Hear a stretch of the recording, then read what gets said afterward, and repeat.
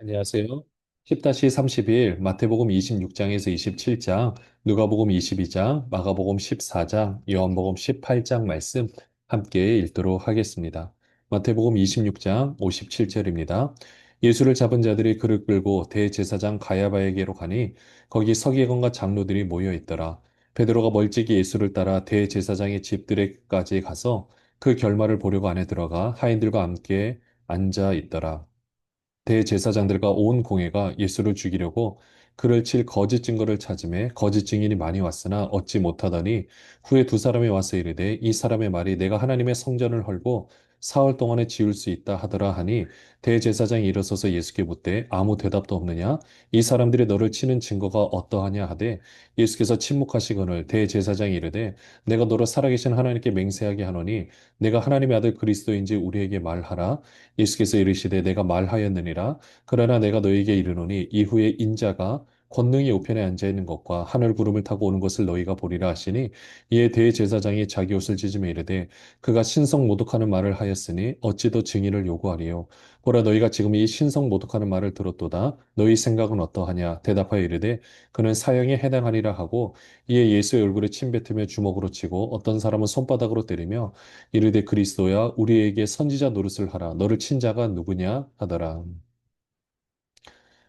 먼저 예수를 잡은 후에 오늘 마태복음에서는 대제사장 가야바의 집으로 가는 걸로 되어 있는데 요한복음에서 보면 먼저 그의 장인인 안나스한테로 먼저 가는 것을 보게 됩니다. 그리고 이제 대제사장 가야바의 집으로 가는데요. 오늘 가 보니까 그 집에 공회원들이 모여 있는 거죠. 그리고 거기서 바로 즉석에서 이 공회가 열리게 됩니다. 사실 이 사내들인 공회에는 그 건물이 있는데 그 장소 외에 또 밤에 열릴 수도 없고요. 또 사형에 해당하는 자는 한 번 더 재심의 기회가 주어지는데 모든 것이 무시가 됐죠. 그만큼 지금 급박한 상황이었고 어떻게든 이 문제를 해결하려고 하는 이제 그런 움직임들이 있었던 것을 보게 됩니다.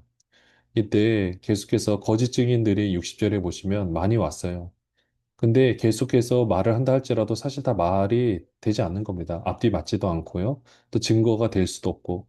그래서 생각하는 것이 63절에 보시면은 내가 하나님 아들 그리스도인지 우리에게 말하라 했을 때 64절에 예수님께서 내가 말하였느니라 그러나 내가 너희에게 이르노니 이 인자가 권능의 우편에 앉아 있는 것과 하늘 구름을 타고 오는 것을 너희가 보리라.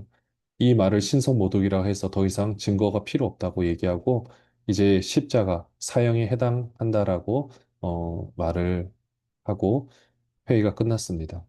69절을 보시면요. 베드로가 바깥들에 앉았더니 한 여종이 나와 이르되 너도 갈릴리 사람 예수와 함께 있었도다 하거늘 베드로가 모든 사람 앞에서 부인하여 이르되 나는 내가 무슨 말을 하는지 알지 못하겠노라 하며 앞문까지 나아가니 다른 여종이 그를 보고 거기 있는 사람들에게 말하되 이 사람은 나사렛 예수와 함께 있었도다 하며 베드로가 맹세하고 또 부인하여 이르되 나는 그 사람을 알지 못하노라 하더라. 죽음의 곁에 섰던 사람들이 나와 베드로에게 이르되 너도 진실로 그 도당이라 내 말소리가 너를 표명한다 하거늘 그가 저주하여 맹세하여 이르되 나는 그 사람을 알지 못하노라 하니 곧 닭이 울더라. 이에 베드로가 예수의 말씀에 닭 울기 전에 내가 세 번 나를 부인하리라 하심이 생각나서 밖에 나가서 심히 통곡하니라. 여기서는 베드로가 저주까지 하면서 모른다라고 이야기를 하는데요. 그렇게 했을 때 닭이 울고 그 세 번 나를 부인하리라는 이 말씀 때문에 베드로는 나가서 웁니다. 근데 그 울음이 헛된 것이 아니라 정말 많은 사람들을 살리는 울음이 됐었죠. 마태복음 27장입니다. 새벽에 모든 대제사장과 백성의 장로들이 예수를 죽이려고 함께 의논하고 결박하여 끌고 가서 총독 빌라도에게 넘겨주니라. 좀 전에 불법 공의회를 하는 것도 어떻게든 이 지금 빌라도한테 재판을 이제 받게 하려고 지금 이 모든 것을 지금 꾸미고 있는 것을 보게 됩니다. 그래서 지금 대제사장 가야바의 집에 그래서 예수님이 잠깐 따로 감옥이 있는 것이 아니었고 그 집 안에 지하 감옥처럼 있었다고 하는데요. 그곳에 잠깐 계시다가 이제 아침에 아침에 총독 빌라도의 법정에 서게 됩니다. 누가복음 22장 54절입니다. 예수를 잡아 끌고 대제사장의 집으로 들어갈새 베드로가 멀찍이 따라가니라. 사람들이 뜰 가운데 불을 피우고 함께 앉았는지라. 베드로도 그 가운데 앉았더니 한 요정이 베드로의 불빛을 향하여 앉은 것을 보고 주목하여 이르되 이 사람도 그와 함께 있었느니라 하니 베드로가 부인하여 이르되 이 여자여 내가 그를 알지 못하노라 하더라.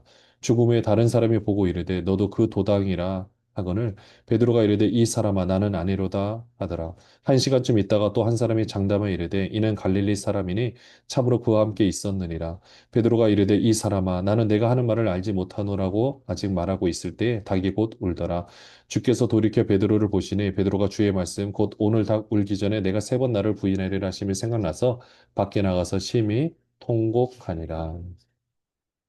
63절입니다. 지키는 사람들이 예수를 희롱하고 때리며 그의 눈을 가리고 물어 이르되 선지자는 노릇하라 너를 친 자가 누구냐 하고 이외에도 많은 말로 욕하더라. 66절입니다. 나리샘의 백성의 장로들 곧 대제사장들과 서기관들이 모여서 예수를 그 공회로 끌어들여 이르되 내가 그리스도이거든 우리에게 말하라. 대답하시되 내가 말할지라도 너희가 믿지 아니할 것이요 내가 물어도 너희가 대답하지 아니할 것이니라.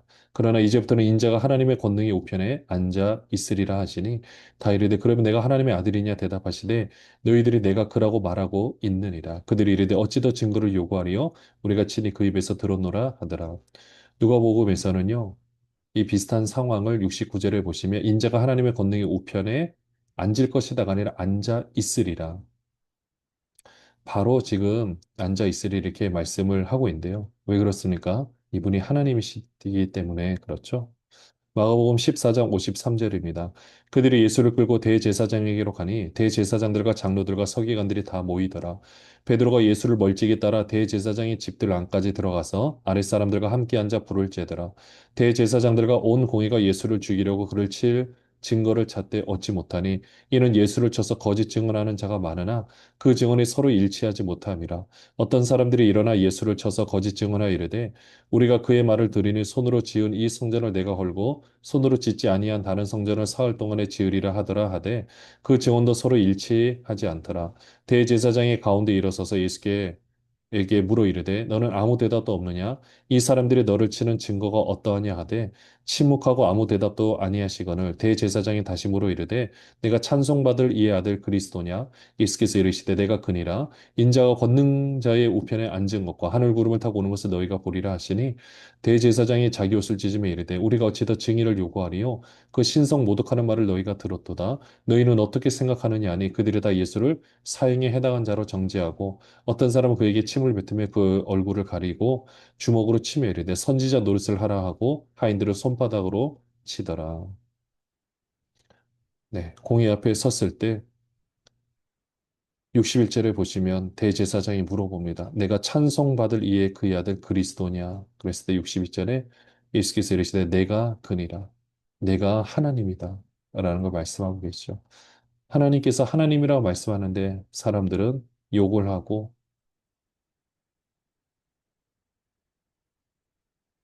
침을 뱉고 주먹으로 때리는 것을 봅니다.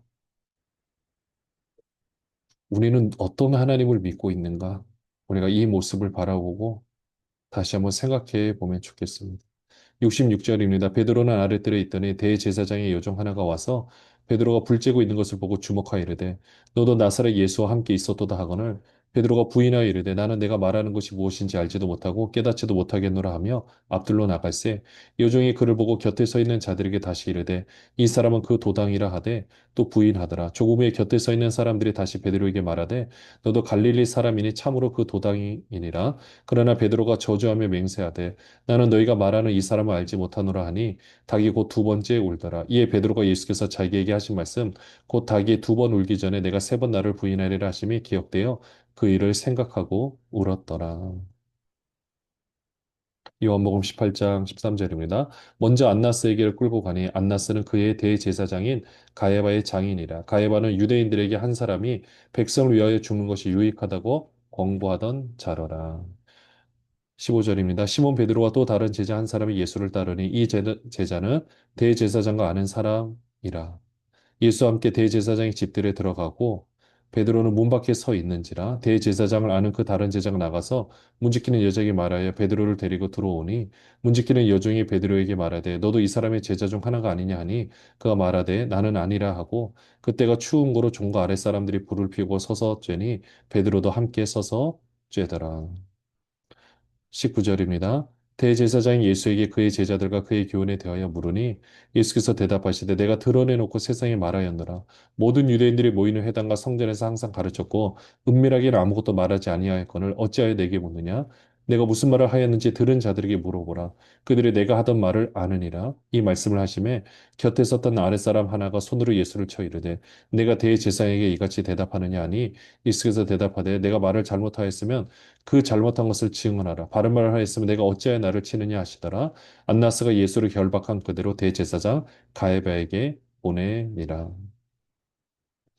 네, 먼저 이렇게 안나스한테 갔다가 이제 가야바한테로 보냅니다. 사실 예수님께서는 드러내놓고 다 말씀하셨죠.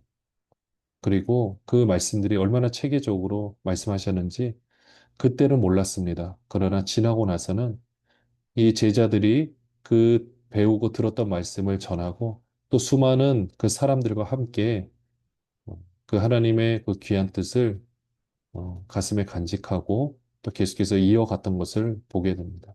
25절입니다. 시몬 베드로가 서서 불을 쬐더니 사람들이 묻되 너도 그 제자 중 하나가 아니냐?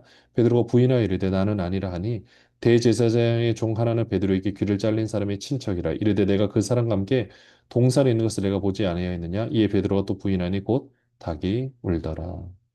마태복음 27장 3절입니다. 그때 예수를 판 유다가 그의 정죄됨을 보고 스스로 뉘우쳐 그 은 30을 대제사장들과 장로들에게 도로 갖다 주며 이르되 내가 무죄한 피를 팔고 죄를 범하였도다 하니 그들이 이르되 그것이 우리에게 무슨 상관이냐 내가 당하라 하거늘 유다가 은을 성소에 던져놓고 물러가서 스스로 목매어 죽은지라 대제사장들이 그 은을 거두며 이르되 이것은 피값이라 성전고에 넣어둠이 옳지 않다 하고 은원한 후 이것으로 토기장의 밭을 사서 나그네의 묘지를 삼았으니 그러므로 오늘날까지 그 밭을 피밭이라 일컫느니라. 이에 선지자 예레미야를 통하여 하신 말씀이 이루어졌나니 일렀으되 그들이 그 가격 매겨진 자 곧 이스라엘 자손 중에서 가격 매긴 자의 가격 곧 은 30을 가지고 토기장의 밭값으로 주었으니 이는 주께서 내게 명하신 바와 같으니라 하였더라. 가룟 유다 예수님께서 차라리 나지 않았더라면 좋았다고 말씀하셨는데 그것은 가룟 유다가 정말 하나님의 일을 했다라면 정말 귀한 일을 했을 텐데 그런 안타까운 마음이 들었던 겁니다. 그 시대의 지혜자들도 예수님을 잡으려고 생각하지 못했는데 가룟 유다의 아이디어로 예수님을 잡으려고 했고 가룟 유다는 이렇게 생각했을 겁니다. 예수님을 궁지에 몰아넣으며 저 십자가형으로 몰아넣으며 분명히 신적인 능력을 발휘해서 우리들을 구원해 낼 것이라고. 그러니까 로마의 압제부터 구원해내고 그 예수님을 따르는 그 수많은 무리들, 6월절에 모이는 수많은 무리들을 백성으로 삼아서 한 제국의 왕이 될 거라고 이렇게 생각을 했는데 결국 그렇게 하지 않고 예수님 십자가에 못 박히신 거죠. 그렇게 하는 거 보니까 4절에 이르되 내가 무죄한 피를 팔고 죄를 범하였도다 하니 가룟 유다는 이렇게 어, 다시 깨우치게 되는 겁니다. 그러나 이미 그것은 늦었죠. 그렇게 해서 스스로 목매어 죽게 됩니다.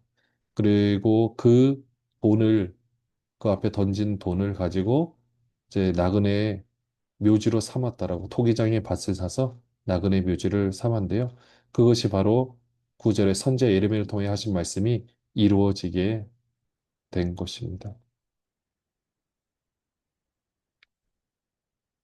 오늘 이 말씀들을 보면 하나님을 보면서도 보지 못하는 것처럼 행동하는 사람들이 있습니다. 그 시대 종교 지도자들. 혹시 오늘의 우리의 모습은 어떻습니까? 우리가 예수님을 직접 핍박하지는 않는다 할지라도 하나님을 섬긴다고 하면서 우리는 하나님 이름에 먹칠하는 행동을 하고 있지는 않습니까? 다시 한번 우리가 이 모습을 생각하고 두렵고 떨리는 마음으로 우리에게 맡겨진 귀한 사명을 감당하는 우리 모든 분들 되시기를 바랍니다. 기도하겠습니다. 하나님 아버지, 하나님을 하나님으로 보지 못하는 어리석은 모습, 혹시 우리에게는 있지 않습니까?